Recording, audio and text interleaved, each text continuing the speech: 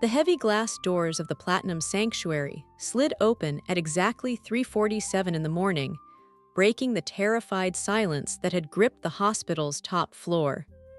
Through them, a team of nurses rushed a bassinet that looked more like a spacecraft than a cradle. Inside lay baby Leo, the heir to a banking empire, his skin a terrifying shade of dusky gray. He was fighting for every single breath, his tiny chest heaving against ribs that looked far too fragile to hold such a struggle. This wasn't the chaotic emergency room downstairs where the city's regular citizens waited for hours. This was the VIP wing, a place where the air smelled of lavender and sanitized money, and where silence was usually the ultimate luxury. But tonight, that silence felt heavy, like a physical weight pressing down on everyone's chest. 18 of the world's most prestigious specialists had already tried and failed to stabilize him. They had run genetic sequencing, heart scans, and blood panels that cost more than most people's houses. They had found nothing. Absolutely nothing. Now, Dr. Evelyn Sterling, the hospital's steely chief of neonatology, was making a desperate gamble. She was transferring Leo into the Halo unit, a prototype incubator that hadn't even been released to the public yet. It was a gleaming pod of curved glass and white metal, powered by an artificial intelligence designed to predict a baby's needs before the baby even cried. It was supposed to be the perfect womb, but as the nurses locked the glass lid with a soft, pressurized seal, nobody noticed the figure sitting quietly in the shadowed alcove of the hallway, just outside the sterile zone. Amara sat with her back against the cool wall, her knees pulled up to her chest. She was 13 years old, with deep brown skin and a thick afro pulled back into a practical puff. A pair of oversized, noise-canceling headphones rested around her neck, currently turned off. She was waiting for her grandfather, Elias, the head of hospital maintenance, who was fixing a faulty cooling vent in the West Wing. Amara wasn't supposed to be here, and she certainly wasn't supposed to be watching the drama unfold inside the glass-walled VIP suite. But Amara had a secret. She noticed things. She heard things that adults filtered out, the hum of electricity in the walls, the pitch of a voice when someone was lying, and the subtle, rhythmic vibration of machines. While the billionaire father, Marcus Vane, paced the floor shouting demands at the terrified staff, and while Dr. Sterling stared obsessively at her tablet screens, Amara watched the baby. She saw the Halo unit light up with a soft, pulsing blue glow. It looked peaceful. It looked miraculous. But then, Amara heard it. A sound so high-pitched it was almost felt rather than heard, like a thin needle pressing against her eardrum. It was a sharp, electric frequency coming from the machine's cooling fans. 3 seconds later, baby Leo's back arched in a silent scream. 5 seconds after that, the monitors on the wall exploded into a frenzy of flashing red lights. The doctors rushed in, injecting drugs, adjusting tubes, panic evident in their eyes. They thought the baby was crashing because he was sick. But Amara, watching from the shadows, gripped her notebook tight. She had seen the pattern. The machine had emitted that piercing frequency before the baby got sick. The perfect machine wasn't saving him. It was doing something else entirely. What happened over the next 6 hours would force the most powerful people in the city to beg for help from the most invisible person in the building. It would challenge every assumption about technology, expertise, and who we choose to listen to when lives are on the line. Just before we step into the room to see exactly what that machine was doing to Leo, I have a quick question. Have you ever felt like you saw the truth, but no one would listen to you? If you love stories about the underdog proving everyone wrong, please take a second to press that subscribe button right now. It helps us bring you more powerful stories just like this one. Amara watched as Dr. Sterling tapped a command into the Halo unit's digital interface. The sharp, electric whining stopped immediately. The baby went limp, his oxygen levels stabilizing but hovering dangerously low. "It's a neurological defect," Dr. Sterling announced to the room, her voice projecting through the open door to where Amara sat. "His brain is forgetting to breathe. We need to increase the sedation." Amara felt a cold shiver run down her spine. She checked the time on her phone. 3:52 in the morning. She wrote it down in her notebook. 3:52. The machine whined. The baby choked. "The doctor is wrong." She looked at the grandfather clock at the end of the hall. If her calculations were correct, the machine would vibrate again in exactly 20 minutes. And if the doctors sedated him like they planned, the next time the machine squeezed the air out of that room, baby Leo wouldn't be strong enough to fight back. Amara stood up. She knew she couldn't just knock on the door. They would call security. She needed a plan, and she needed it before the clock struck 4:12. Amara stood up, her legs stiff from sitting on the hard linoleum floor for the past 3 hours. The hallway of the Platinum Sanctuary was a masterpiece of intimidation. The walls were not just white, they were a shade of ivory so pale and expensive that it made you afraid to breathe too close to them. The floor didn't squeak, it swallowed the sound of footsteps, muffling reality into a hushed, reverent silence. At the far end of the corridor, a security guard sat behind a marble desk, his eyes glued to a bank of monitors, indifferent to the 13-year-old girl hiding in the maintenance alcove. He assumed she was supposed to be there, or perhaps he just didn't see her at all. People like Amara and her grandfather Elias had a way of becoming part of the background furniture in places like this. They were the ones who emptied the trash, fixed the air conditioning, and mopped the spills, existing in the peripheral vision of the wealthy. Elias pushed open the service door behind her, wiping grease from his hands with a stained rag. He was a tall man, permanently stooped from 40 years of bending into crawl spaces and engine rooms. His gray uniform was the only thing in this wing that looked worn. He saw Amara standing by the corner, staring intently at the glass wall of the VIP suite, and his expression shifted from exhaustion to worry. He stepped forward quietly, his heavy boots making no sound on the specialized flooring. He placed a large, warm hand on her shoulder, guiding her back into the shadows of the alcove. "You're too close, Ami," he whispered, his voice a low rumble that vibrated against her chest. "I told you to stay by the tool cart. If Mrs. Halloway sees you staring at the guests, she'll have my badge before the sun comes up. We just need to finish the intake vent and go." Amara looked up at him. She wanted to tell him. She wanted to say that the machine in that room, the beautiful, glowing white pod that looked like a piece of the future, was hurting the baby. She wanted to explain that she could hear the electricity screaming inside its casing, a sound that felt like sandpaper rubbing against a chalkboard. But she knew what Elias would say. He would say her ears were playing tricks on her. He would say she was tired.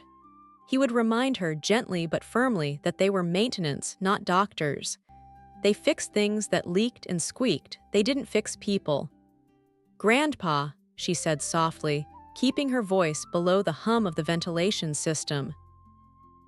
"The baby isn't sick. It's the machine, the white pod. It makes a noise right before he stops breathing." Elias paused, looking down at her with tired, loving eyes. He adjusted the headphones around her neck, making sure they were sitting right. He knew about her sensitivity. He knew she couldn't handle the cafeteria at lunchtime because the clatter of trays sounded like gunshots to her. He knew she could hear a phone charger buzzing from 3 rooms away. But this was different. This was the Platinum Wing. This was Dr. Evelyn Sterling, a woman whose picture was on the cover of medical journals in the lobby. "Ami," Elias sighed, kneeling down so he was eye level with her.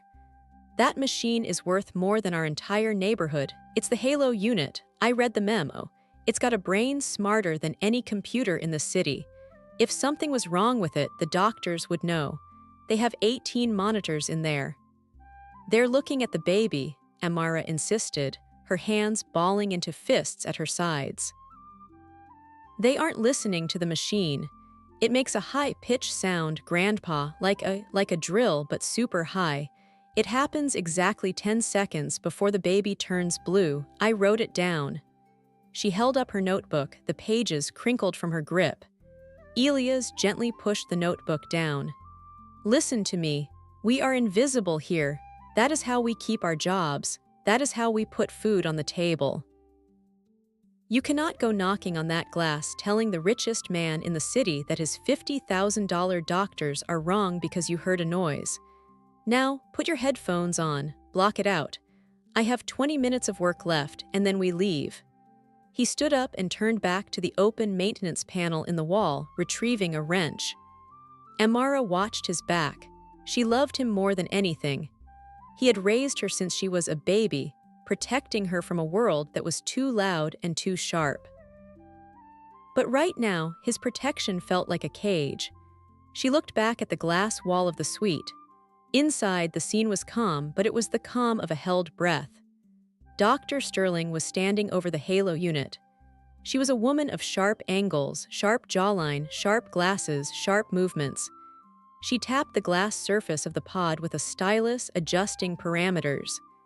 The baby, Leo, was asleep now, his chest rising and falling in a rhythm that seemed too mechanical, as if the machine was breathing for him.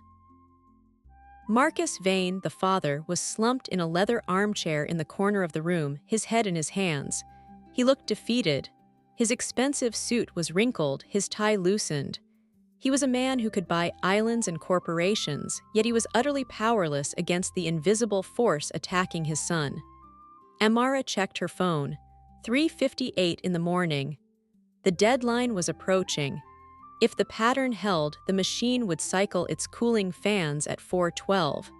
That was when the frequency would hit. She put her headphones over her ears but didn't turn on the noise cancellation. It was a disguise. It made her look like a disinterested kid listening to music, allowing her to step slightly out of the alcove without drawing the guard's attention. She needed to be closer. She needed to be sure. Inside the room, the conversation was muffled by the thick soundproof glass, but Amara focused. She closed her eyes, tuning out the hum of the refrigerator down the hall, tuning out the scratch of her grandfather's wrench, tuning out the distant wail of a siren in the city below. She pushed her hearing forward like a camera lens zooming in. Genetic anomaly, Dr. Sterling's voice filtered through, faint but distinct. The halo unit is detecting irregular diaphragm spasms. It's confirming my theory, Mr. Vane. Leo's brainstem isn't sending the signal to breathe consistently. The machine is forced to intervene to oxygenate him. It's not the treatment failing, it's the boy's biology failing the treatment. He was fine for 4 days. Marcus Vane's voice was a broken rasp. He was perfect when he was born. Why is this happening now? Some conditions are silent until stress triggers them, Dr. Sterling replied smoothly.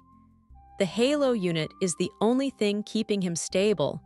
Without its micro-adjustments, he would have asphyxiated an hour ago. We need to trust the algorithm. It is learning his rhythms. Amara's eyes snapped open. The doctor was wrong. The machine wasn't learning his rhythms, it was fighting them. She had seen it earlier. The baby would take a deep, natural breath, perhaps a hiccup or a sigh, and the machine would flash an amber warning light, interpreting the movement as a seizure or a spasm. Then the high-pitched whine would start as the compressors kicked in to suck the air out and force a controlled breath. The machine was a perfectionist tyrant, punishing the baby for breathing like a human. 4:05 in the morning. Amara took a step toward the glass. The security guard at the desk shifted, his chair groaning under his weight. He glanced up, saw a teenager with headphones, and looked back down at his phone. To him, she was just the maintenance man's grandkid waiting for a ride home. She was harmless. 4:08 in the morning. Amara felt the pressure building in the air. It was a physical sensation she often got before loud noises, a tightening behind her jaw. The halo unit was preparing to cycle. She could see the digital display on the side of the pod scrolling through numbers rapidly. The blue light inside the pod began to pulse faster, shifting from a calming azure to a sterile, bright white. "Grandpa," Amara whispered, not turning around. "It's going to happen again." "Ami, please," Elias grunted from inside the wall panel. "Hand me the 3/8 driver." "In 2 minutes," she said, her voice trembling. "The doctor is going to increase the pressure. Look at the lights." Elias didn't look. He was wrestling with a stuck bolt, his focus entirely on the job that paid their rent. Amara was alone. She crept closer to the glass until her breath fogged the surface. She was only 10 feet away from the machine now, separated by a wall of transparent luxury. 4:10 in the morning. Inside the pod, baby Leo stirred.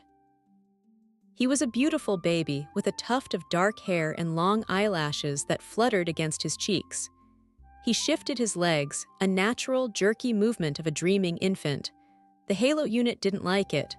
A red icon flashed on the doctor's tablet, but Dr. Sterling was turned away, pouring herself a cup of water from a silver pitcher. Marcus Vane was asleep in the chair. No one was watching the baby but the machine. And Amara, 4:11 in the morning. The sound started. It wasn't loud. If you were a normal adult, you wouldn't even register it over the hum of the air conditioning. But to Amara, it was a lance driving into her skull. It was a frequency so sharp it made her teeth ache. It was the sound of a high-speed turbine spinning up to a dangerous RPM. It was the sound of a glitch. The sound rose to a deafening, mechanical shriek. Amara flinched, her hands flying up to cover her headphones, pressing them hard against her ears. The pitch rose higher and higher, climbing a ladder of sound that ended in dog whistle territory. Inside the room, the baby's eyes flew open. His mouth opened in a silent cry of distress. The machine was pressurizing the chamber, mistaking his movement for a convulsion. It was sucking the oxygen out of the ambient mix to sedate him, following a logic loop that made 0 sense for a human being but perfect sense for a computer program. "He's hurting," Amara yelled. The words ripped out of her throat before she could stop them. The sound of her own voice in the quiet hallway was shocking. The security guard's head snapped up. Elias dropped his wrench, the metal clattering loudly against the floor. Inside the room, Marcus Vane woke with a start. Dr. Sterling spun around, but they weren't looking at Amara. They were looking at the monitors, which had just erupted into chaos. Baby Leo was thrashing against the swaddling. His face was turning that terrible, dusky gray again. The machine was vibrating now, a low-frequency shudder that Amara could feel through the floorboards. It was trying to correct the baby's breathing by forcing air into his lungs at the wrong intervals, effectively choking him with pressure. "Code Blue," Dr. Sterling shouted, her voice barely audible through the glass. "Respiratory arrest. Get the team back in here." Amara didn't think. She didn't calculate. She slammed her hand against the thick glass of the viewing window. "Turn it off." She screamed, her voice cracking. "It's the machine, turn it off."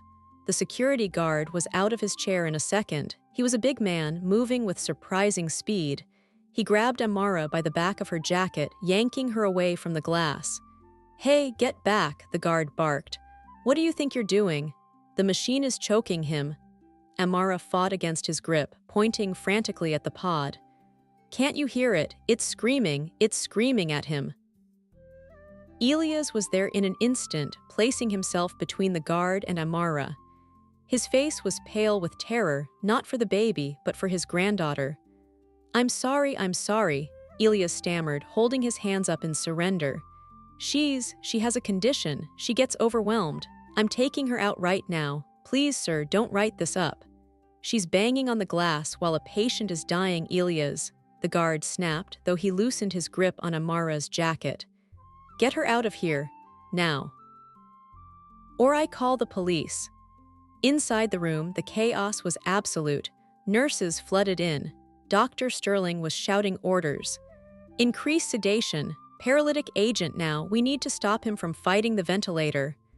Amara watched in horror as a nurse injected a clear liquid into the baby's IV line. The baby stopped thrashing.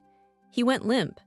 The machine's high-pitched whine slowly descended, satisfied that the resistance had ended. The blue light returned. The monitors settled back into a steady, artificial rhythm. He stopped fighting, Amara whispered, tears stinging her eyes, because you made him too weak to fight. Amara, move, Elias said, his voice hard and shaking. He grabbed her arm, pulling her toward the elevators. He didn't look at her. He didn't look at the room. He just wanted to escape before his life fell apart. They rode the elevator down in silence. The descent from the platinum wing to the basement levels felt like falling from the sky. When the doors opened into the humid, noisy boiler room that served as the maintenance headquarters, Elias finally let go of her arm.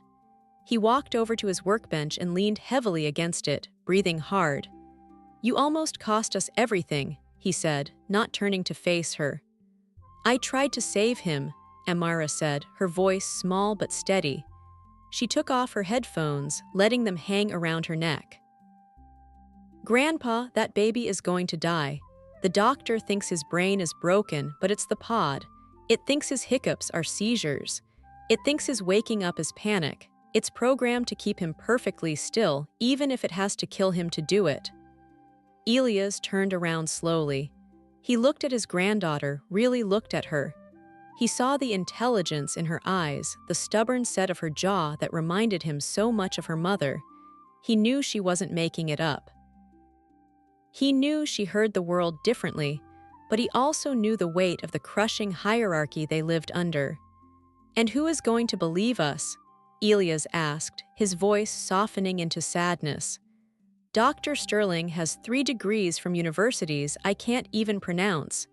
Marcus Vane owns the bank that holds the mortgage on this hospital. And we fix the toilets, Ami. We are the help. If we go back up there and tell them their $50 million miracle machine is a murderer, they won't just fire us, they will destroy us. So we just let him die? Amara asked. We go home, Elias said, turning off the shop lights. We pray for them, that is all we can do. Amara followed him out to the parking lot. The city air was thick and heavy, smelling of rain. Thunder rumbled in the distance, a low growl that vibrated in Amara's teeth. A storm was coming. A big one. As she climbed into Elias' rusted van, Amara pulled her notebook out of her pocket. She opened it to a fresh page. She wrote down the time of the last attack, 4:12 in the morning. Then she began to do the math. The machine cycled its diagnostics every 20 minutes when the baby was awake, but every 40 minutes when the baby was sedated. They had just sedated him heavily. 4:12 in the morning. At 4:52, the machine would run its check again. It would look for movement. It would find a paralyzed, sedated baby who couldn't take a deep breath on his own. The machine would detect low respiratory effort, and its programming would decide to assist. It would ramp up the pressure to maximum. But baby Leo's lungs were tiny. They were fragile. If the machine hit maximum pressure on a sedated infant, it wouldn't just help him breathe. It would burst his lungs like overfilled balloons. Amara looked out the window as the first drops of rain hit the glass. She saw the lights of the hospital tower receding in the distance. The platinum wing was a beacon of light at the very top. Turn around, Amara said. What? Elias asked, glancing at her. Turn around, Grandpa, we have to go back. Ami, stop it, we are going home. At 4:52, that machine is going to blow his lungs out, Amara said, her voice devoid of emotion, stating it like a fact of physics. I heard the turbine, it's loose. The bearings are grinding. When it spins up to full power, it's going to vibrate the glass casing. It's going to shatter the seal. Elias gripped the steering wheel. "You don't know that." "I know machines," Amara said, quoting him. "And I know sounds. That bearing is off-center. If it hits maximum RPM, it destroys itself, and the baby is inside it." Elias stared at the road ahead. The rain was falling harder now, drumming a rhythm on the roof of the van. He was a man who followed rules. He was a man who kept his head down, but he was also a man who had taught his granddaughter to listen to the truth, even when it was quiet. He looked at the digital clock on the dashboard, 4:25. They had 27 minutes before Amara's predicted disaster.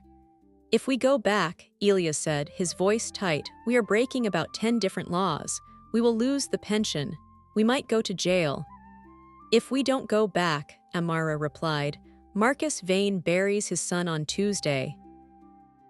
Elias closed his eyes for a second. He cursed softly under his breath. Then he swung the steering wheel hard to the left, making a U-turn that caused the old van to groan in protest. "You better be right about that bearing," Elias grumbled as he slammed his foot on the gas. "I'm right," Amara said, putting her headphones back on as the thunder cracked overhead. "I can hear it waiting." The service van skidded on the wet pavement as Elias swung it into the hospital's rear loading dock. The storm had transformed the city into a gray, violent wash of water and wind. Rain lashed against the windshield in sheets, blurring the world outside into smears of sodium-orange streetlights and darkness. Elias didn't bother parking correctly. He left the vehicle at a crooked angle near the compactor, killing the engine. The silence that followed was heavy, filled only by the relentless drumming of the rain on the metal roof. He looked at Amara. Her face was illuminated by the dashboard lights, calm and terrifyingly focused. She wasn't a child anymore. She was a soldier on a mission that only she understood. "We go in through the sub-basement," Elias said, unbuckling his seatbelt. "The badge scanner there is old. It sometimes doesn't log the entry time if you swipe it fast enough.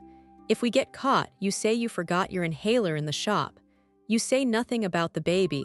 Do you understand?" Amara nodded, clutching her notebook against her chest. "I understand, but we have to hurry. The storm is messing with the grid. I can feel the voltage drops in the streetlights." They exited the van into the humid, swirling wind, running for the heavy steel door of the service entrance. Elias swiped his card. The lock disengaged with a heavy, magnetic thud and they slipped inside. The air in the hospital's bowels was different, hot, smelling of oil, laundry detergent, and old concrete. This was the machine that kept the shiny floors upstairs running. Enormous pipes ran along the ceiling, hissing with steam and water. To anyone else, it was just background noise. To Amara, it was a symphony of dysfunction. She could hear a bearing grinding in pump number 4. She could hear a water hammer rattling in the east riser. But she tuned it all out, searching for the specific high-frequency whine of the Halo Unit 5 floors above them. They took the freight elevator. It was a slow, lumbering beast that smelled of antiseptic and trash bags.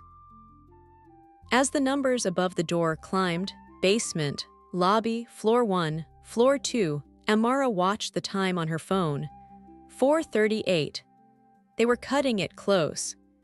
Every second that ticked by was a second. The sedatives were sinking deeper into baby Leo's system, suppressing his natural drive to breathe, making him entirely dependent on a machine that was about to betray him. "When we get up there," Elias whispered as the elevator passed the 3rd floor, "I'm going to tell the guard I need to check the humidity sensors because of the storm. You stay behind me. You do not speak to the billionaires unless they speak to you." The elevator shuddered to a halt at the top floor. The doors rattled open. The transition was instant. The smell of oil was replaced by the scent of fresh orchids and expensive cleaning solution. The air was cooler, filtered to an unnatural crispness. The hallway of the Platinum Sanctuary was dimmer now, the lights lowered for the night mode that the wealthy paid for. The security guard at the desk was different. The heavy-set man from before had gone on break. Replacing him was a younger, sharper-looking officer who was currently typing a report. He looked up as Elias and Amara stepped out of the service alcove. His eyes narrowed. "Maintenance?" the guard asked, his hand drifting toward his radio. "I didn't get a call for a ticket." "Storm's playing hell with the HVAC sensors," Elias lied smoothly, his voice carrying the weary authority of a man who had kept this building standing for decades. "Humidity spiked in the west quadrant. If I don't recalibrate the intake now, you're going to have condensation dripping on those Italian marble floors by sunrise. You want to explain that to Mr. Vane?" The guard hesitated. He looked at the rain lashing against the panoramic windows at the end of the hall. The storm was indeed fierce. Thunder rumbled, deep and resonant, vibrating the floor beneath their feet. "Make it quick," the guard muttered, waving them through. "And keep the kid out of the way. Mrs. Vane is walking the halls. She's upset." Elias nodded and walked briskly toward the ventilation panel located just 10 feet from the glass wall of the VIP suite. Amara followed, her eyes locked on the room. The scene inside had changed. Marcus Vane was no longer sleeping. He was standing by the window, staring out at the lightning, his silhouette sharp and tense. Dr. Sterling was sitting by the monitors, typing furiously on her tablet, looking tired. And in the center of the room, the halo unit glowed with a predatory, bright white light. It looked stable. It looked perfect. But Amara could hear it. The pitch had changed. The whine was no longer a steady needle, it was pulsing. Up, down, up, down. It sounded like an engine revving, testing its limits against a brake that was about to fail. Then Amara saw her. Elena Vane, the mother, was not in the room. She was in the hallway, pacing back and forth in a silk robe, hugging her arms around herself. She looked like she was trying to hold her own body together. Her face was pale, her eyes red-rimmed and hollow. She stopped pacing when she saw Elias open the wall panel, but her gaze drifted down to Amara. For a moment, the billionaire's wife and the maintenance man's granddaughter just looked at each other. Elena didn't see a nuisance. She saw another human being awake in the terrifying hours of the morning. "Is it the storm?" Elena asked, her voice brittle like dried leaves. The lights flickered earlier. Elias froze, his screwdriver in hand. "Yes, ma'am, just checking the systems. Everything is safe." "Safe," Elena repeated, a bitter laugh escaping her lips. "They keep telling me that. Safe, perfect. The best technology in the world."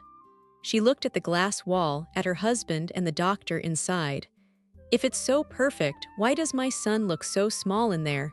Amara stepped forward. Elias reached out a hand to stop her but let it drop. He saw something in Elena's face that overrode his fear of losing his job, a mother's intuition that whispered something was wrong. "You feel it too, don't you?" Amara asked softly. Elena looked down at the girl, surprised. "Feel what?"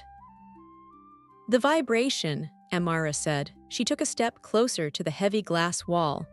"Put your hand on the glass, right there, near the frame." Elena hesitated. She looked at the security guard who was busy with his phone. She looked at Elias, who gave a nearly imperceptible nod. Slowly, drawn by a curiosity she couldn't explain, Elena walked to the window and placed her palm against the cold surface. "I don't feel anything," Elena whispered. "Wait for the cycle," Amara said, checking her phone. 4:45. In 30 seconds, the fans will shift to high power to compensate for the humidity. Close your eyes. Don't try to feel it with your skin. Feel it with your bones. Elena closed her eyes. The hallway was silent, save for the distant rumble of thunder. Then it happened. The halo unit inside the room shifted modes. The internal turbines spun up. Elena gasped and pulled her hand back as if she'd been burned. It shuddered, Elena said, her eyes wide. It felt like grinding. "The bearing is loose," Amara explained, her voice urgent but quiet. "It's wobbling. When the machine tries to pressurize the air for Leo, the wobble makes the pressure spike. It thinks it's giving him gentle air, but it's hitting him with bursts of force. That's why he arches his back. He's not having a seizure, he's startled, he's scared. Alina stared at Amara, her chest heaving. The explanation was crazy. It was impossible. A 13-year-old girl in a hoodie diagnosing a problem that 18 specialists missed. But then she remembered the way Leo looked right before he crashed, the way his eyes went wide, the way his little hands flew up. It didn't look like sickness, it looked like panic. Dr. Sterling said it's his brain, Alina said, her voice shaking. She said his brainstem is failing. Dr. Sterling is looking at the baby, Amara said firmly. She isn't looking at the machine. Mrs. Vane, at 4:52, the machine is going to run a full diagnostic because of the storm power surge. It's going to spin that fan to 100%. If the bearing slips, it will send a pressure wave into the incubator. Leo is sedated, he can't cough, it will blow his lungs out. Alina looked at the clock on the wall, 4:48. Oh my God, Alina whispered. She turned toward the door of the suite. She grabbed the handle. It was locked. She rattled it. Marcus. Marcus opened the door. Inside the room, Marcus Vane turned. He saw his wife frantically pulling on the handle. He frowned, saying something to Dr. Sterling, who looked up with annoyance. Marcus walked to the door and pressed the intercom button. Alina, calm down. His voice came through the speaker, tinny and distorted. Dr. Sterling is doing a calibration. You can't come in right now. The environment has to remain sterile. Open the door, Alina screamed, pounding on the glass. The machine is broken. Get him out of there. Alina, you're hysterical, Marcus said, his face hardening. You need to go lie down. The stress is getting to you. Security. The young guard at the desk stood up, looking uncertain. Sir, escort my wife to the lounge, Marcus commanded through the intercom. And get those maintenance people out of here. This is a hospital, not a circus. No, Alina shouted as the guard approached her. Listen to me, the girl says the bearing is loose. Marcus, please. Inside the room, Dr. Sterling didn't even look up. She was focused on her screen. Respiratory rate is dropping, she noted, her voice calm and professional. Initiating pressure support sequence. The storm is causing barometric fluctuations. The halo unit is compensating. Amara looked at her phone, 4:50. Grandpa, Amara said, her voice trembling. They aren't listening. Elias looked at the guard, who was gently but firmly trying to pull Alina away from the door. He looked at the billionaire inside, safe in his bubble of arrogance, and he looked at the machine. Suddenly, the lights in the hallway flickered, not just a flutter, but a deep, brown-out dimming that lasted for 3 full seconds. The storm had severed the main line. A heavy, mechanical clunk echoed through the building as the backup generators kicked in. The hum of the air conditioning died, then slowly restarted with a groaning moan. Inside the VIP suite, the halo unit went dark for a split second. Then it rebooted. Red lights flashed across its surface. A robotic voice, muffled by the glass, announced, "Power interruption detected. System reboot. Initiating emergency recalibration." It's happening early, Amara realized, horror cold in her stomach. The power outage triggered the test. Inside the room, the halo unit's internal fans roared to life. It wasn't a hum anymore. It was a scream. The white casing of the pod began to vibrate visibly. Dr. Sterling stood up, her tablet slipping from her hand. She looked at the machine, confused. What is it doing? I didn't order a recalibration. Baby Leo, deeply sedated and helpless, lay perfectly still as the pressure inside his glass coffin began to climb. The key, Amara said, turning to her grandfather. Grandpa, the maintenance override key for the door, you have it.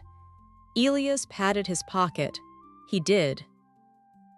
The master key that opened every electronic lock in the hospital in case of fire. He looked at the guard, who was distracted by Alina. He looked at the door. If he used that key, he would go to prison. Breaking into a sterile VIP suite, interfering with medical equipment, assaulting a security protocol.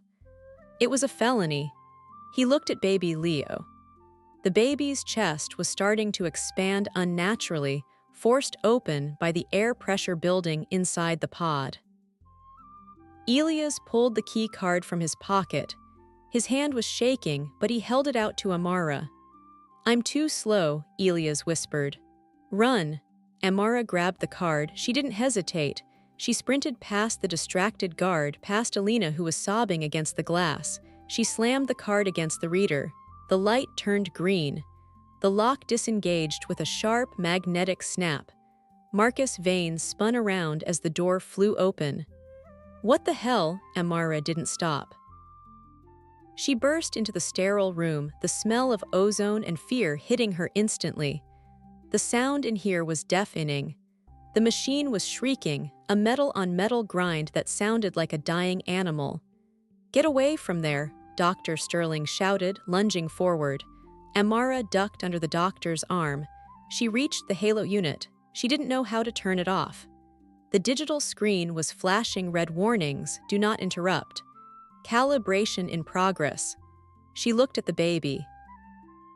His chest was puffed out, his skin turning purple not from lack of air but from too much pressure crushing his tiny alveoli. "Amara, break the seal!" Elias yelled from the doorway, blocking the security guard from entering. "Smash the intake." Amara looked around. On a silver tray nearby, there was a heavy metal pitcher of water. She grabbed it. It was heavy, cold, and solid. "Don't you dare," Marcus screamed, realizing what she was about to do. "That machine costs 50 mil. Amara swung the pitcher with both hands. She didn't aim for the glass, that was bulletproof. She aimed for the white plastic housing on the side, right where the screaming noise was coming from, right where the intake fan was spinning itself to death. The impact was sickening. The plastic cracked. The sound of the fan changed from a scream to a jagged, tearing crunch. Sparks showered onto the floor. The machine faltered. The pressure hiss died instantly. Amara dropped the pitcher and grabbed the manual release latch on the glass lid. She yanked it up. The seal broke with a hiss. She reached in, her hands trembling, and scooped up the tiny, limp body of baby Leo. He felt lifeless. He felt like a doll. Amara pulled him against her chest, stepping back from the smoking machine. The room went silent. The fan had stopped. The monitors were black. Dr. Sterling stared at her. Marcus Vane stared at her. Alina, standing in the doorway, covered her mouth with her hands. "You killed him," Marcus whispered, his face draining of color. "You crazy little, you killed him." Amara looked down at the baby in her arms. He wasn't moving, he wasn't breathing. The sedation was too deep and the pressure had stunned his system. "Breathe," Amara commanded, her voice fierce and broken. She rubbed his back vigorously, just like she'd seen nurses do on TV. "Come on, Leo, breathe." Nothing. The security guard shoved Elias aside and stormed into the room, his taser drawn. "Put the baby down, hands in the air." Amara ignored him. She ignored the gun. She ignored the billionaire. She focused entirely on the small, gray face against her shoulder. She shifted her grip and thumped him firmly between the shoulder blades. "Breathe," she screamed. And then a sound, a gasp. A wet, ragged, desperate gasp that sounded like the most beautiful music in the world. Leo's chest hitched. He coughed, a tiny, sputtering cough, and then he drew in a massive, greedy gulp of air. His cry, thin and angry, pierced the silence of the Platinum Sanctuary. Amara fell to her knees, still clutching the crying baby, sobbing with relief. Dr. Sterling rushed forward, her stethoscope out, checking the baby's chest while he was still in Amara's arms. She listened for a long, agonizing moment. Then she looked up, her expression stunned. "His lungs," Dr. Sterling whispered, looking at the smoking ruin of the Halo unit. "They're clear, he's breathing on his own." Amara looked up at the circle of adults staring down at her. The billionaire, the doctor, the guard. It wasn't his brain, Amara said, wiping tears from her face with the back of her hand. It was the fan. The bearing was loose. Marcus Vane looked at the machine, which was now leaking a dark, oily fluid onto the pristine white floor. He looked at his wife, who was rushing to hold her son. And finally, he looked at the 13-year-old girl in the oversized headphones kneeling amidst the wreckage of his fortune. The silence that followed the destruction of the Halo unit was heavier than the storm outside. The room, once a sanctuary of soft lighting and hushed voices, now smelled of ozone, burnt plastic, and the sharp, metallic tang of adrenaline.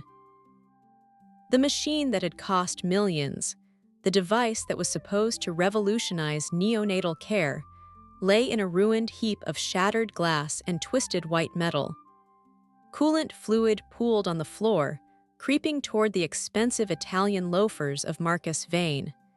But in the center of that wreckage, wrapped in a blanket that suddenly looked very low-tech and very necessary, baby Leo was breathing. It wasn't the rhythmic, mechanical rise and fall dictated by a computer. It was messy, irregular human breathing. "Get them out of here," Marcus Vane said. His voice was quiet, trembling with a mixture of shock and a rage he didn't know where to aim. He looked at his son, pink and crying in his wife's arms, and then at the pile of junk that had been his hope. Security removed them. Now, the guard, who had been paralyzed by the sudden violence of Amara's action, snapped back to reality. He holstered his taser but moved aggressively toward Elia's. "Turn around," the guard barked, grabbing the old man's shoulder and spinning him toward the wall. "Hands behind your back." "Don't touch him," Amara cried out, stepping forward. She was still shaking, the adrenaline crash leaving her knees weak. "He didn't do anything, it was me." "Amara, hush," Elias said, his voice calm despite the rough treatment. He looked at her over his shoulder, his eyes pleading. "Do what they say, don't make it worse." Dr. Sterling was still kneeling by the puddle of coolant, staring at the exposed circuitry of the Halo unit. The data tablet she had been holding was still active, frozen on the final readout from the moment of impact. Her face was pale, stripped of its usual professional arrogance. She swiped a finger across the screen, reading the log files that had been dumped just before the system died. "Wait," Dr. Sterling said. Her voice was small, barely cutting through the tension. "Don't take them yet." "They destroyed the unit, Doctor," the guard said, snapping handcuffs onto Elia's wrists. The metal clicked shut with a sound of finality. "This is felony property damage." "I said wait." Dr. Sterling stood up, turning the tablet so Marcus could see it. "Look at the log, Marcus. Look at the timestamp." Marcus blinked, confused. He walked over, his eyes darting between the crying baby and the screen. "What am I looking at?" "The pressure spike," Dr. Sterling pointed to a jagged red line on the graph. "At 4:51 and 30 seconds, the machine registered an obstruction error." That was Leo gasping in his sleep. The AI interpreted it as a tracheal collapse. She swiped to the next line of code. "The protocol, my God, the protocol commanded a pneumatic splint." It was preparing to pressurize the chamber to 3 atmospheres. She looked up at Amara, who was standing small and defiant against the wall. 3 atmospheres, Dr. Sterling whispered, the horror dawning on her. "That's 30 pounds per square inch. If she hadn't broken the seal, it would have crushed his lungs." Elena finished the sentence. She was holding Leo so tightly her knuckles were white. She walked over to where the guard was holding Elia's. "Uncuff him." "Ma'am, I can't do that," the guard said, looking uncomfortable. "Protocol says." "I don't care about your protocol." Elena shouted, her voice cracking with the release of days of terror. "That machine was about to kill my son. This man and this girl saved him. Uncuff him immediately." The guard looked at Marcus for confirmation. The billionaire stood frozen, staring at the data that proved his money had almost purchased his son's death. He gave a stiff, jerky nod.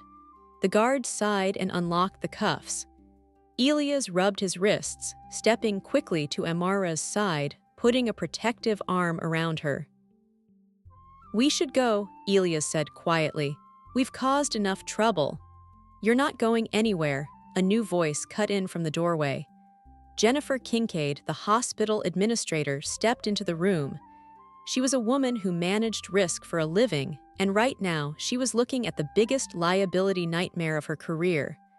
She took in the scene instantly: the broken prototype, the unauthorized personnel, the surviving heir. Her face was a mask of calculated control. "Dr. Sterling," Kincaid said smoothly, stepping over the broken glass. "Is the patient stable?" "He's breathing independently," Dr. Sterling replied. There was a malfunction."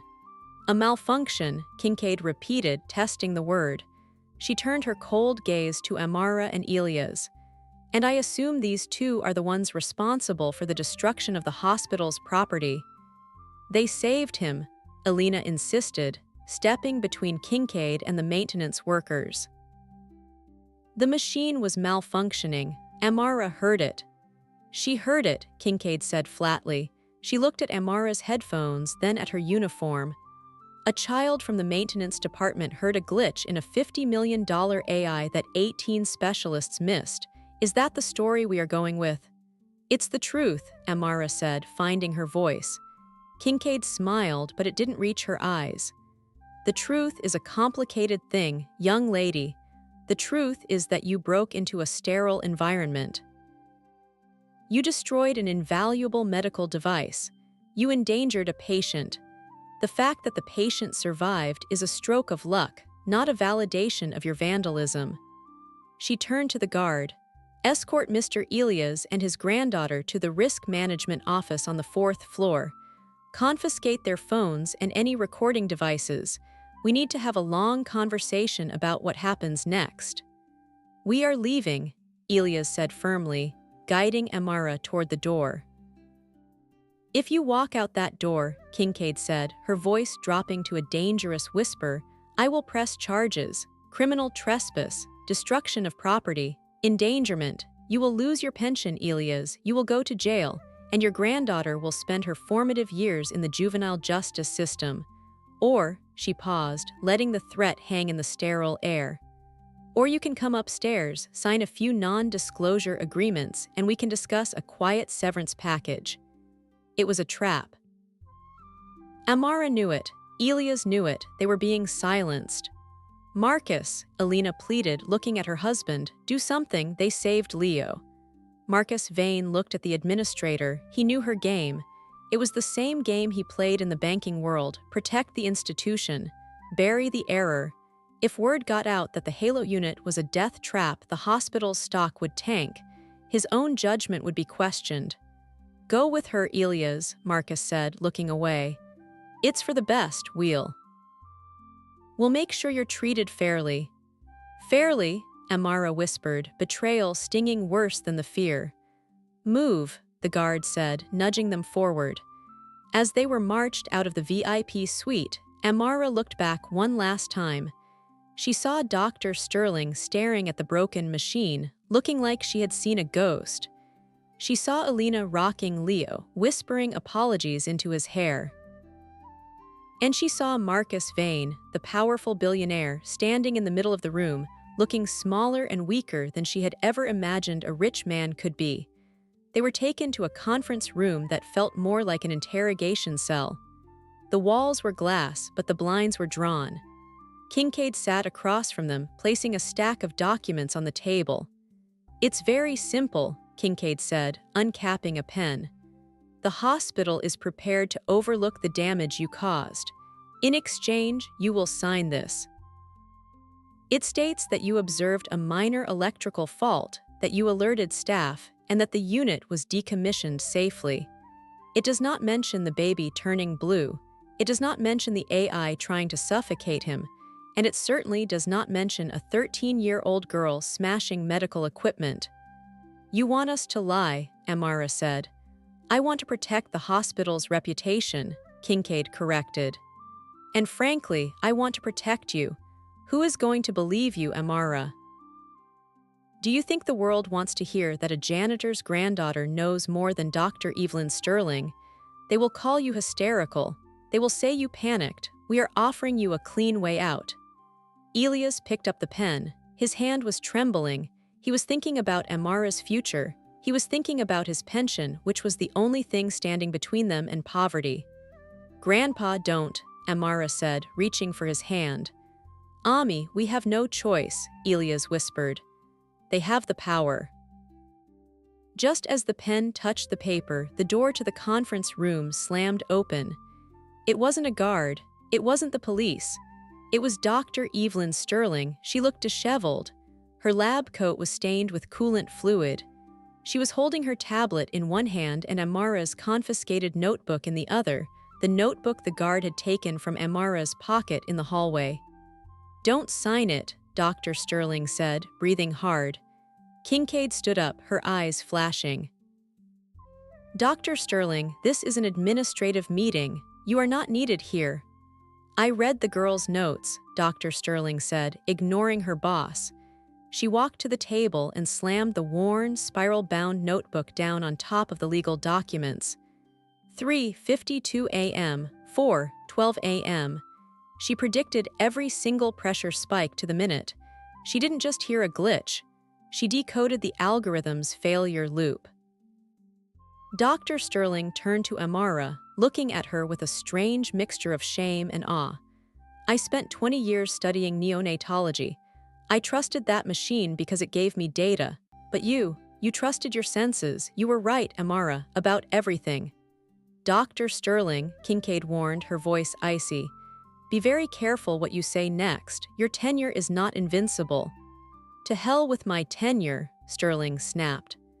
I almost killed a baby tonight because I was too arrogant to listen. I am not going to let you bury this. She looked at Elias. Elias, put the pen down. I've already called the medical board. I've reported a sentinel event. The Halo unit is being seized for forensic analysis. They can't touch you now. You're not vandals, you're witnesses. Kincaid's face went white. She knew what that meant. A federal investigation. The end of the Halo project. The end of the cover-up. Elias dropped the pen. It rolled across the table, a small sound that felt like a victory. Come on, Ami, Elias said, standing up tall for the first time that night. Let's go home. They walked out of the office, leaving the administrator and the doctor to their war. As they stepped out of the hospital's main entrance, the storm had finally broken. The sun was rising, painting the wet streets in gold. Amara took a deep breath of the cool, rain-washed air. It smelled of exhaust and city grit, but to her, it smelled like freedom. She reached into her pocket and realized her headphones were still around her neck. She pulled them up, ready to block out the noise of the waking city, but then she paused. She heard a bird singing on a telephone wire. She heard the distant hum of traffic. She heard her grandfather's steady breathing beside her. For the first time in a long time, the world didn't feel too loud. It just felt real. You did good, kid, Elias said, putting his arm around her. You did real good. I just listened, Amara said softly. Yeah, Elias smiled. And that's the hardest thing in the world to do.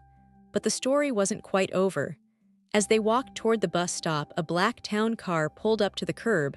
The window rolled down. Marcus Vane sat in the back seat. He looked exhausted, stripped of his armor. Get in, Marcus said. Elias stiffened. Mr. Vane, we don't want any money. We just want to go home. I know, Marcus said. He looked at Amara, his eyes serious. But my wife wants to see you, and I think I need to learn how to listen. The interior of the town car was quiet, but it was not the silence of a hospital or a tomb. It was the silence of insulation, of thick glass and leather that kept the chaotic city at bay. Amara sat stiffly in the corner of the back seat, her backpack clutched on her lap. Beside her, Elias looked out the window, his rough, calloused hands resting uneasily on the pristine upholstery. Across from them sat Marcus Vane. The billionaire looked older than he had just hours ago.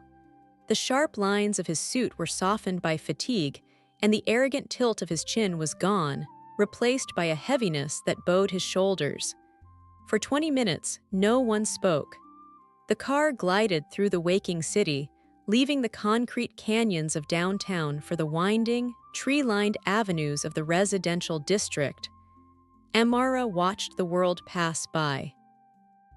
She could hear the faint, high-pitched whine of the car's hybrid engine, but for once she didn't focus on it. She was thinking about the pen rolling across the table in the administrator's office. She was thinking about Dr. Sterling's shaking hands. The car turned through a set of wrought iron gates and came to a stop in front of a house that looked more like a museum than a home. "We aren't here to fire you, Elias," Marcus said, his voice breaking the silence as the engine cut out. "And we aren't here to buy your silence." "Then why are we here?" Elias asked, his guard still up. "Because my wife refused to let me come home without you," Marcus replied. He opened the door. "Please." They followed him into the house. The foyer was vast and echoing, but Marcus led them past the grand staircase into a smaller, sun-drenched sunroom at the back of the house. The morning light flooded the space, warming the stone floor. Elena Vane sat on a sofa, and in her arms, wrapped in a simple cotton blanket, was baby Leo. When Elena saw Amara, she didn't stand on ceremony. She didn't call for a maid. She shifted the baby to one arm and held out her other hand. "Come here," Elena said softly. Amara stepped forward hesitantly. She looked at the baby. Leo was sleeping. His chest rose and fell in a soft, irregular rhythm, sometimes deep, sometimes shallow, but always continuous. There were no tubes, no wires, no flashing lights, just a baby breathing air. "He's quiet," Amara whispered. "He is," Elena smiled, tears welling in her eyes. "He snores a little. Dr. Sterling says it's the most beautiful sound she's ever heard." Marcus stood by the window looking at his family. "I spent $50 million on that machine," he said, his voice low. "I demanded the best. I fired 3 doctors because they weren't moving fast enough. I thought money could fix biology. I thought if I bought the most expensive solution, I was being a good father." He turned to face Elias. "You tried to tell me, in the hallway, you said the storm was messing with the sensors, and I didn't listen because I looked at your uniform and decided you didn't matter." Elias stood tall, holding his hat in his hands. "People decide that a lot, Mr. Vane. We're used to it." "You shouldn't be," Marcus said firmly. "Not anymore." He reached into his jacket pocket and pulled out an envelope. Elias took a step back, his jaw tightening. "I told you, sir," Elias said, his voice hardening. "We don't want a payout. We did what was right. We don't trade that for a check." "It's not a check for you," Marcus said. He held the envelope out to Amara. "Open it." Amara looked at her grandfather. Elias nodded slowly. She took the heavy, cream-colored envelope and slid her finger under the seal. Inside was a letter on thick stationery, but it wasn't from a bank. It was from the Vane Foundation. "That is a letter of recommendation," Marcus explained as Amara scanned the words. "And a scholarship grant, fully funded, for the Precipice program at the Institute of Acoustics and Engineering." Amara looked up, her eyes wide. The institute was the best school in the country for sound engineering. It was a place where people studied frequencies, vibrations, and physics. It was a place for people who heard the world differently. "You have a gift, Amara," Marcus said, stepping closer. "You heard a mechanical failure that an AI missed. You understood the physics of that turbine better than the engineers who built it. You shouldn't be fixing air conditioners in a basement. You should be designing the machines that replace the broken ones." I don't know what to say," Amara stammered. "Say you'll take it," Elena said gently. "Please, it's the only way we can sleep at night, knowing that we helped the person who saved our son." Elias looked at the letter in Amara's hands. He saw the future written on that paper, a future where Amara wasn't invisible, where she didn't have to hide her headphones, where her sensitivity was seen as a superpower, not a disability. He felt a lump rise in his throat. "She'll take it," Elias said, his voice thick with emotion. "She'll be the best student they ever had." Later, as they stood in the driveway waiting for the car to take them home, Dr. Sterling pulled up. She looked tired, wearing jeans and a sweater, stripped of her lab coat and her armor. She walked up to Amara. "The board meeting is tomorrow," Dr. Sterling said. "I'm testifying, I'm telling them everything. The Halo unit is gone, they're recalling the prototypes from the other 3 hospitals." "Will you lose your job?" Amara asked. Dr. Sterling laughed, a dry, humorless sound. "Probably, but I think I'm done with the platinum wing anyway. I forgot what medicine was about. I was treating data, not patients. You reminded me that sometimes you just have to touch the glass and listen." She extended her hand. Amara took it. It was a handshake between equals. The ride back to their apartment was different. The storm had washed the city clean. The sun was bright and sharp. When the car dropped them off, the neighborhood looked the same. The cracked sidewalks, the fading brick buildings, the noise of the street. But Amara felt different walking through it. She climbed the stairs to their small apartment, her grandfather behind her. She went to her room and sat on her bed. She took the scholarship letter out of her pocket and pinned it to the wall above her desk. Then she took off her headphones. She laid them on the desk. She didn't need them right now. Amara walked to the window and opened it. The sounds of the city rushed in. A siren in the distance. A dog barking. A mother calling her child for dinner. The hum of the refrigerator. The vibration of the floorboards as a truck drove by. Before, these sounds had felt like an assault. They had felt like chaos. But now, as she closed her eyes and really listened, she didn't hear noise. She heard information. She heard the rhythm of a world that was alive, mechanical, and breathing. She heard the warning signs and the safety signals. She wasn't just a girl who heard too much. She was a guardian. She was the one who would hear the things that others missed. Elias knocked on her door frame. "Hungry, Ami?" "Yeah, Grandpa," she said, turning to him with a smile. "I'm starving." "You did good today," Elias said, looking at the letter on the wall. "You were the voice for that baby when he didn't have one." "I wasn't the only one," Amara said. "You gave me the key." "And you opened the door," Elias replied. Amara looked back out the window at the sprawling city skyline. Somewhere in one of those buildings, a baby was sleeping safely. Somewhere else, a doctor was learning to trust her eyes instead of a screen. And here, in a small room on the 4th floor, a girl was learning that her greatest weakness was actually her greatest strength. She took a deep breath, listening to the steady, rhythmic beat of her own heart. It was the strongest sound in the room. 10 years is a long time in the world of medicine, and an eternity in the life of a child. The auditorium of the Vane Institute for Diagnostic Acoustics was packed. It was a space designed for listening, curved wood panels, sound-absorbing velvet seats, and silence so perfect it felt heavy. In the front row sat Dr. Evelyn Sterling, her hair now fully silver, wearing a simple blazer instead of a lab coat. Next to her was Elias, retired now, holding a cane but looking sharper than he had in years. And beside him sat a 10-year-old boy named Leo, who was currently trying to suppress a sneeze because he knew exactly how well the acoustics in this room carried sound. On the stage, a young woman stood behind the podium.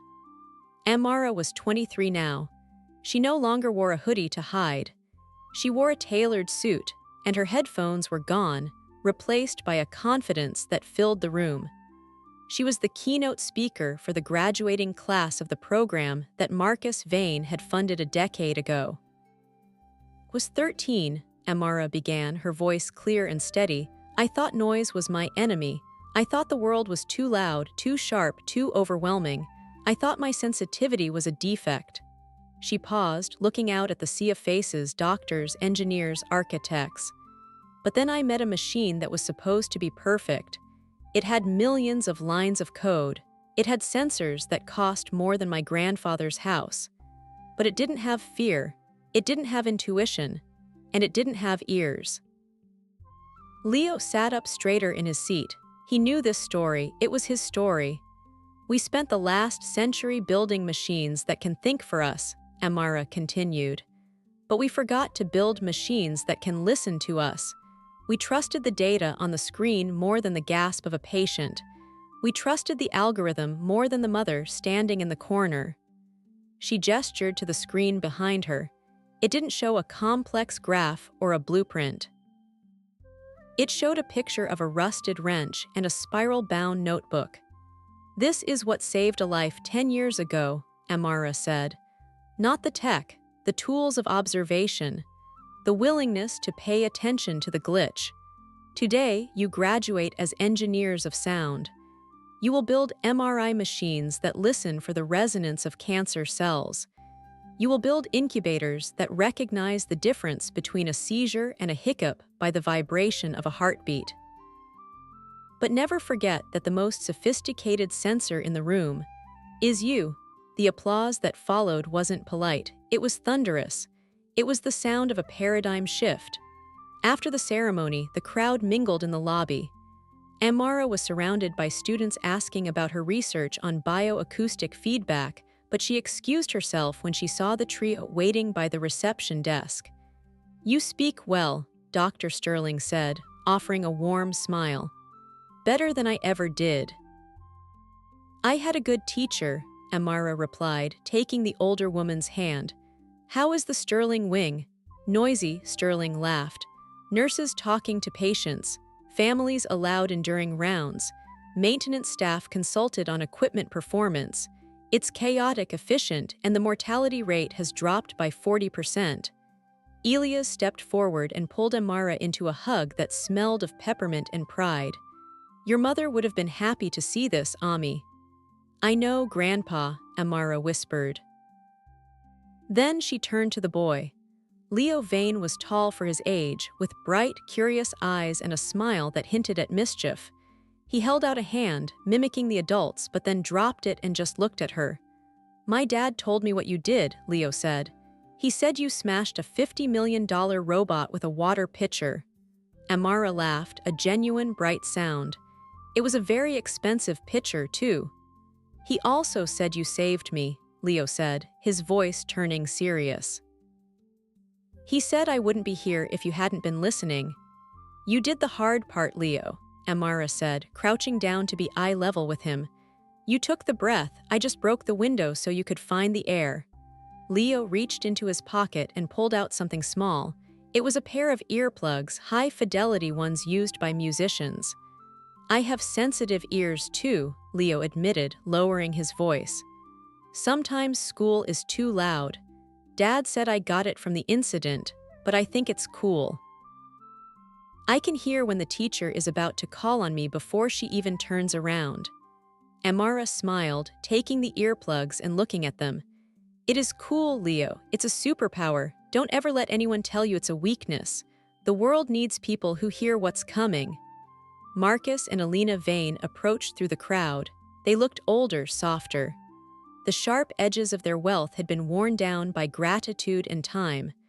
Marcus shook Amara's hand, not as a benefactor, but as a friend. "The board approved the expansion," Marcus said quietly. "The Amara protocol is now standard in 42 hospitals across the state.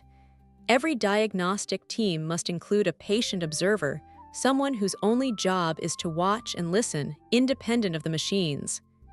"It's a start," Amara said. "It's a revolution," Marcus corrected.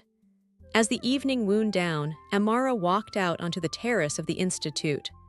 The sun was setting, painting the city in shades of violet and gold. The noise of the city rose up to meet her, the traffic, the sirens, the life.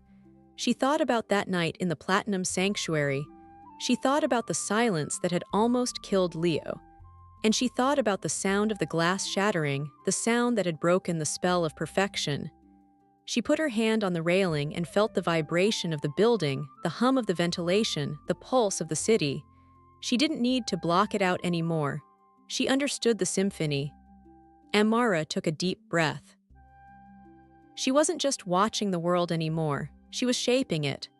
And she knew with absolute certainty that no matter how loud the world got, the truth would always have its own frequency. You just had to be brave enough to tune in. And that is the story of the glass cradle. It started with a baby fading in $1 billion room and ended with a movement that changed medicine forever. It's a reminder that expertise isn't just about degrees or data, it's about presence. It's about being the person who notices the details that others ignore. Amara's story teaches us that our flaws, like being too sensitive or too quiet, might actually be the very things that allow us to change the world. If you enjoyed this story, please give it a thumbs up and share it with someone who needs a reminder that their voice matters. And don't forget to subscribe and hit the bell icon so you never miss a story. We have a new thriller coming next week about a pilot who realizes his plane is landing in a city that doesn't exist on any map. You won't want to miss it. See you in the next story.